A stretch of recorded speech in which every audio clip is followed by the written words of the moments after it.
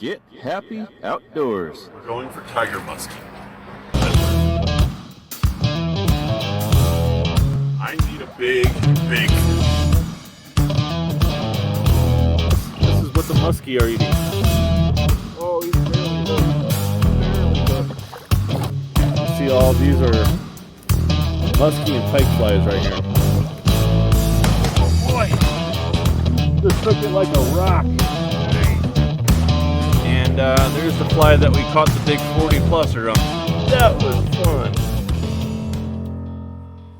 As you can see behind me here, water's pretty much chocolate milk at this point. It's 6 p.m.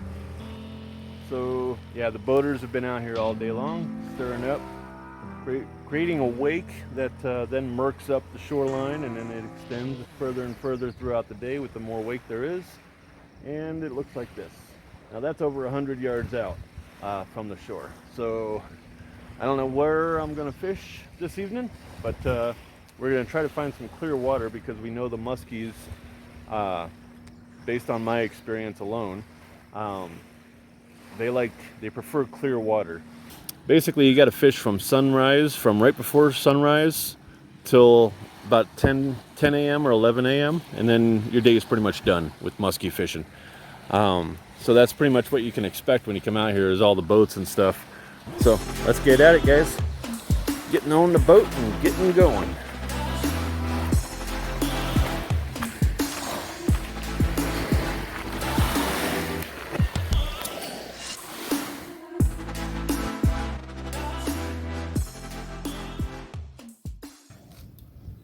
All right, guys, we got our eyes on muskie number one for the day.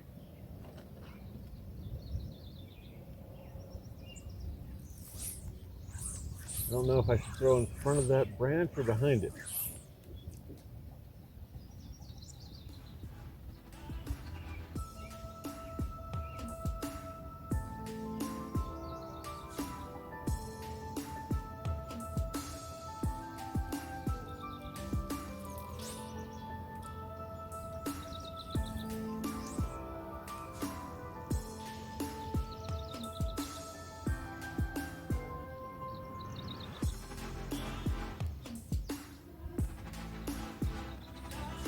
Wow, didn't even get his attention, it seems.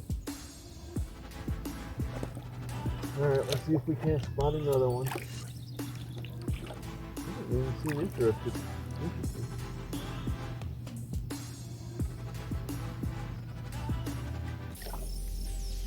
We might fly and cast into this cove a little bit. I'm exploring the lake still. Oh, there's a big one right there. There's a 35, 36 incher. See him on camera? See if we can get him to come back here.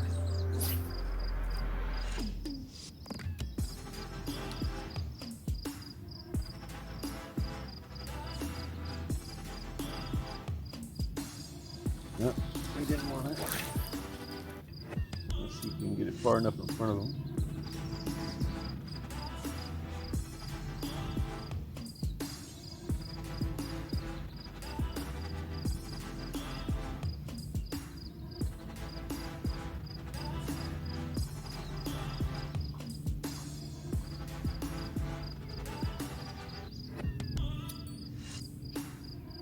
Drop it down, make it look like it's dead. He's interested. He's interested.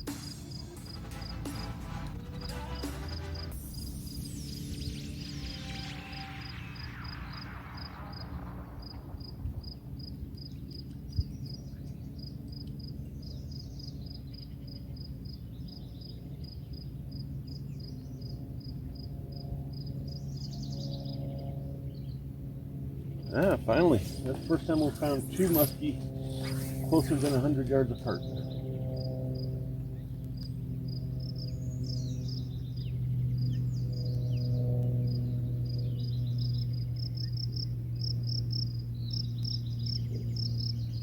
Yeah, I'm going to have to blind cast this cove a bit.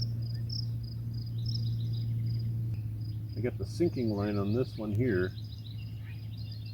This usually works best with a floating line when you're sight fishing for these muskie. We just found another one. too close though. Gosh, wish I wasn't this close.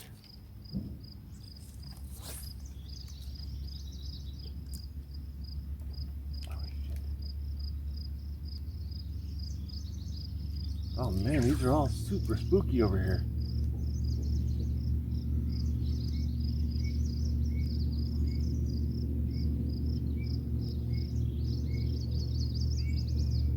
Oh man, another one that showed no interest. That's 3 in a row now that showed no interest in my fly.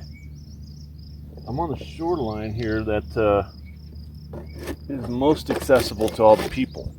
And I think all the people are always along this shoreline. So I'm wondering if that's why they're so spooky here and they're not showing immediate interest in my fly. I don't know. We've only just begun. We got a lot of shoreline to go. Let's see. This guy was nice enough not to run away right real fast. Facing right towards me too. You see that stick brush right in front of me there? That's submerged in the water. He's out about 7 or 8 feet from that. So right here, this is like the distance that I really want to be at. But I want to get out just a little bit further since he's facing directly at me. I don't want him to see me casting and refuse to fly based on human activity. So I want to get out just a little ways.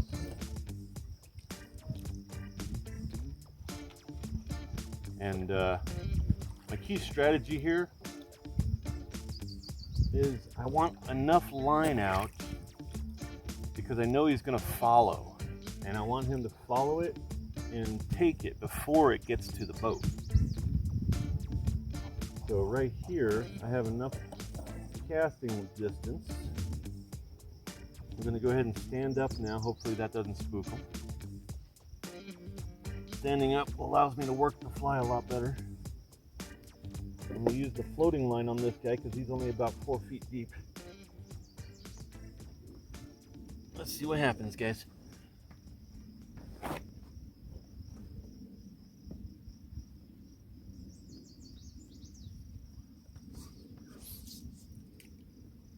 Let's try to get you pointed at him.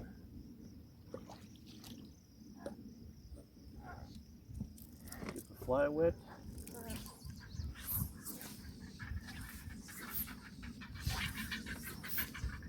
I want to throw it in the shore side of him.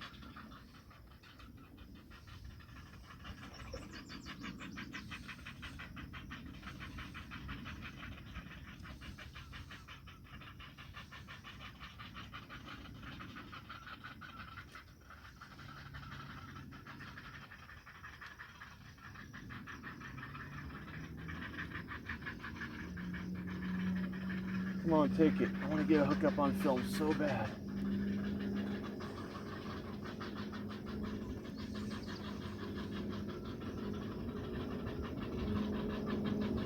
Let it fall like it's dead, far enough away from the boat that it's not obvious that it's a lure. And start retrieving again.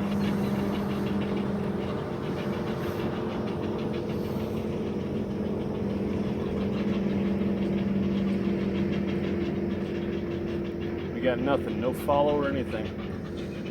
So we're going to change our strategy just a bit. We're going to go ahead and get on our knees and we're going to get closer. It's that first cast that I count on.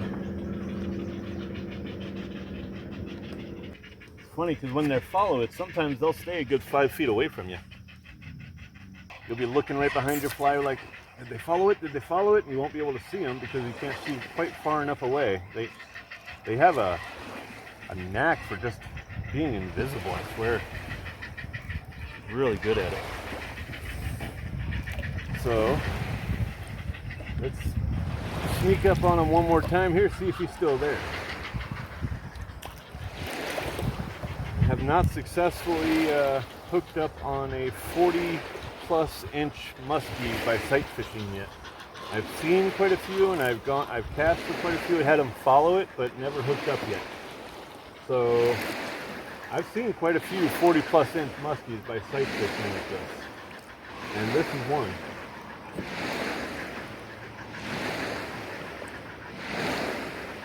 I hit this carp right kind of pushing me. So we're going to move up really, really slow. Try not to make any noise with the boat. There he is right there. Oh, he kind of followed me a little bit, but not quite. Now he's going out to the deep stuff. I can still draw him back if I can get my fly out there in time.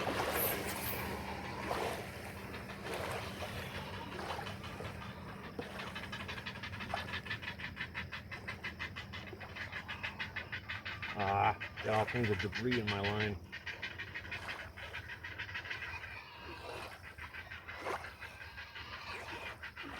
Dang it.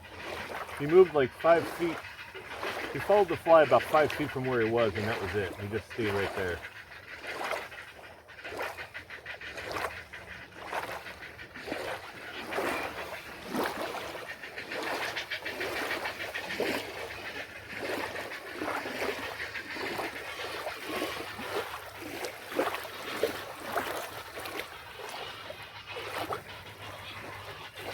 Where did that debris come from? Jeez.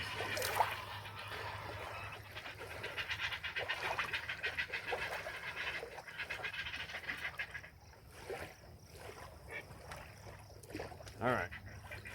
We're going to keep filming just in case we spot him again. Sometimes when they, I've noticed anyways,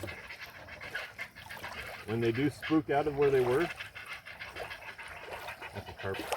When they do spook out of where they were, they don't go far. They only go 10 feet, and usually they make a half moon right around you and come back into the depth that they were at, and just a little further down the shoreline, just so they can get around you.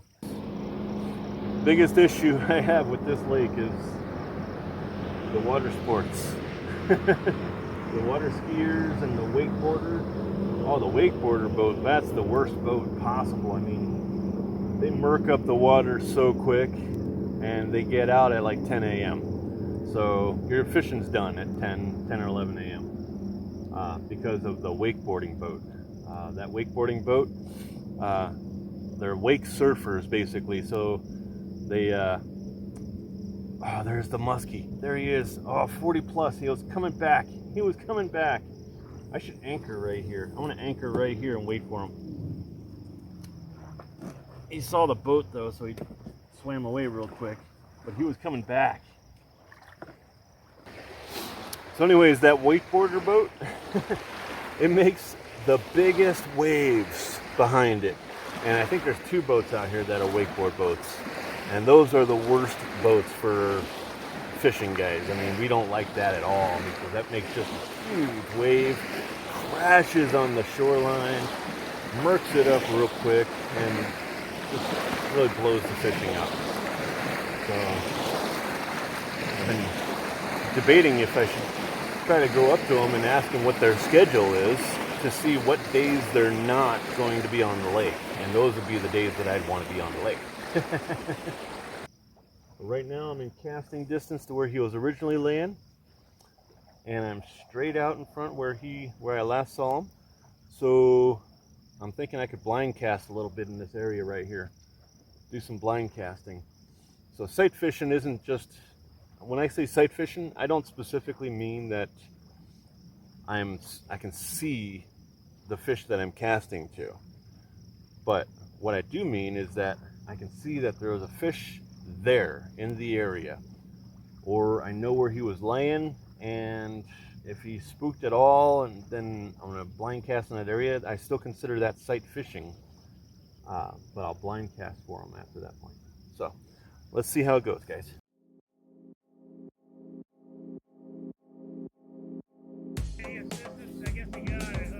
Yeah, he's a good one. Oh boy.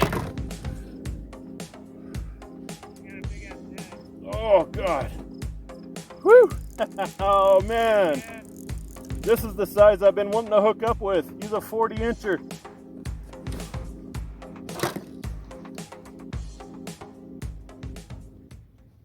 Just took it like a rock. Nice. Oh yeah. Come on. Woo! That's cool, man. Right on, dude. That was a blast with getting that hook up. That was like the third cast is all with this thing. Sweet. I just set the crappie rig down for a second. Oh yeah. Oh yeah. I'm glad I didn't put the anchor down. I'd be worried about the anchor rope. Okay. You want this net? I can throw it to you. Oh no, I'm good. All right. I'm becoming an expert at landing pike by hand, so Okay, I man. should be okay anyway. I want to see this bad boy. Oh, He looks like a good one, man. we'll see. He's definitely 35 plus, I'd say. Yeah. 35 to 40, somewhere in there. Sick. Oh, that's what I came out here for, totally. We just got to get him up without losing him. Oh, he's barely hooked. Barely hooked.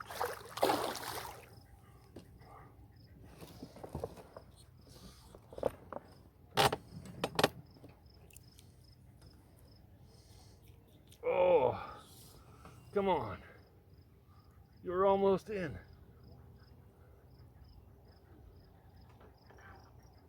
Oh. This is what I came out here for right here. The fight alone. Whew. There you are. There you are. Don't go under the boat. Get your nose up.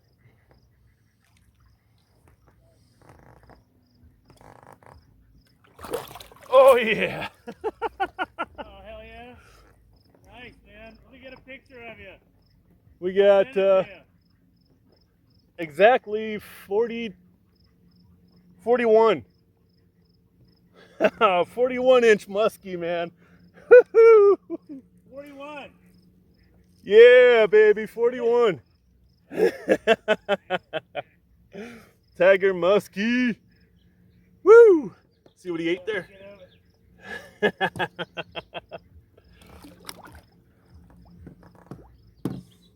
Oh boy. Oh man, what? Oh, that's sick, man.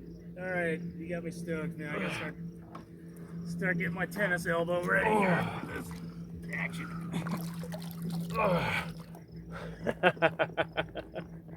Hell yeah. 41. Oh man, nice work. Fucking badass. This is how you get happy outdoors. Cool, man. Way to go. Thanks, bro. Yeah. Oh man. Freaking cool, man. Oh yeah, that's a good one, man. Hell yeah. Woo! Musky time. Yeah. Oh, way bigger than the other ones. Cool. You were cast out or towards the shore? I cast that way. Yeah. Right across the channel, basically. Never know. Oh, this is so cool. Yeah, that makes it worth it. Beautiful markings on him. Wow. The water's only 71 degrees, so I'm sure he's fine. Oh yeah. Yeah. All right, we're gonna go for one more picture on my video. Getting it done. Oh, it wants to go already. Yeah, he's going. Cool. Yeah! Right on, man. That was fun.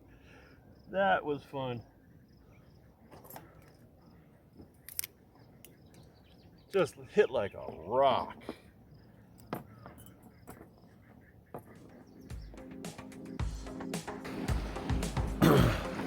So if we're gonna make a fly look like a crappie, this is what we gotta do.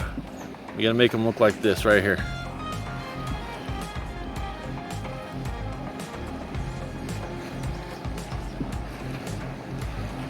That's a bluish green back. This is obviously one that I just picked up floating in the water. Somebody just caught it and probably slapped him on the water and killed him. But yeah, this is what the muskie are eating, guys. This is what the muskie are eating. I went into what I call Crappie Cove yesterday, and that's where I caught a 41 incher. After researching the cove a little bit by bringing out my trout fly rod, and I caught a few crappie just like this one right here, but a few of them had bite marks on them from tiger muskie, so that's what made me start throwing my muskie fly in there, since I knew that that's where their food was, that's where they're most likely going to be and feeding. So it worked. But yeah, this is what you want your crappie flies to look like. 6 inches long. All right, guys, I think that's going to wrap it up for this episode. Before we go, let me show you some of the stuff that we used.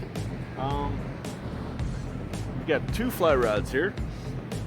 This is actually a 4-weight fly rod. I started off using my 7-weight, but that thing was too freaking heavy. You can't cast that all day long and be happy.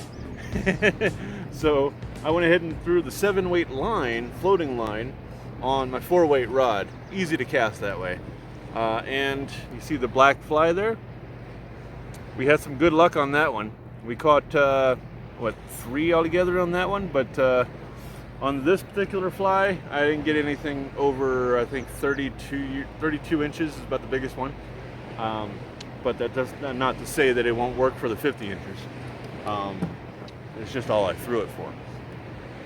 And then we got a sinking line. Kind of a camo clear sinking, full sinking line here. And it's a fast sinking line. And there's the fly that we caught the big 40 pluser on. And we caught a couple others on that fly too. That fly did seem to be the best overall. I call it net head or bitten tail. Kind of tie a knot in the tail to make it look like it's bitten off.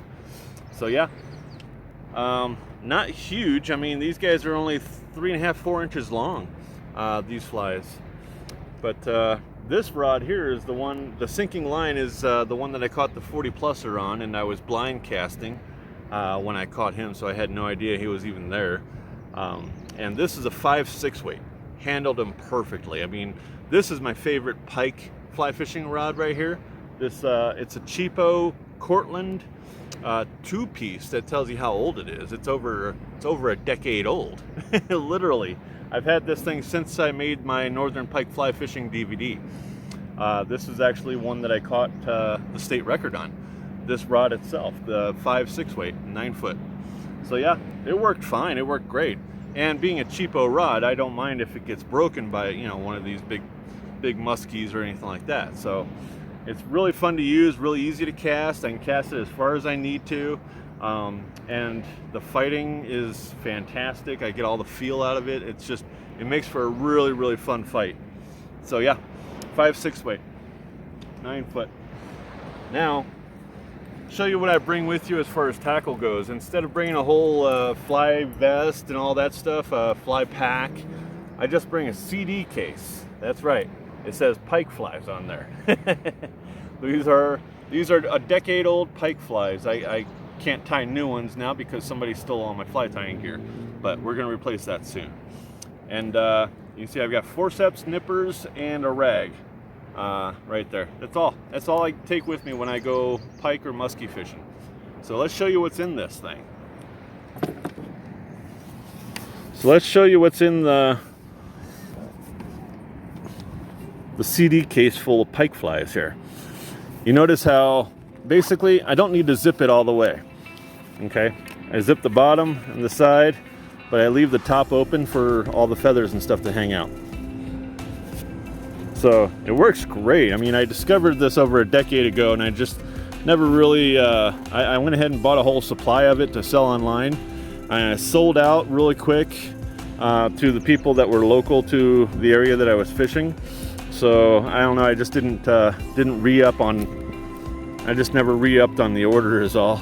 But this works really good, and I'll show you why. You can fit more than 2 flies